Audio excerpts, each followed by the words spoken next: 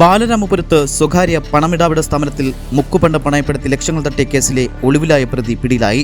വെങ്ങാനൂർ കട്ടച്ചക്കുഴി രോഹിണി ഭവനിൽ 50 വയസ്സുള്ള സജുവിനെയാണ് ബാലരാമപുരം പോലീസ് പിടികൂടിയത്. പോലീസ് പറയുന്നത് ഇപ്രകാരമാണ്. ബാലരാമപുരം മംഗലത്തുകൊണ്ടത് പ്രവർത്തിക്കുന്ന സ്വർണ്ണപ്പണയ സ്ഥാപനത്തിൽ 2025 ജനുവരിയിൽ 31.90 ഗ്രാം തൂക്കം വരുന്ന 2 മുക്കുപണ്ട വളകൾ സ്വർണമാണെന്ന് ധരിപ്പിച്ച് 1,60,000 രൂപയ്ക്ക് പണയപ്പെടുത്തി പോകുകയായിരുന്നു.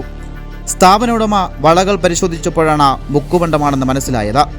ഉടമ ബാലരാമപുരം പോലീസിൽ പരാതി നൽകുകയായിരുന്നു.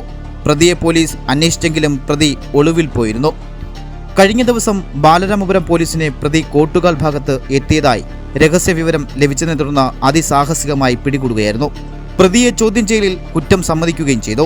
SHO Abhilash KL, principal SI Aneesh M, ഉദ്യോഗസ്ഥരായ സതികുമാർ, ജയറാം, ലെനിൻ, അരുൺ, ശ്രീകുമാർ എന്നിവരാണ് പ്രതിയെ പിടികൂടിയ സംഘത്തിലുണ്ടായിരുന്നത്.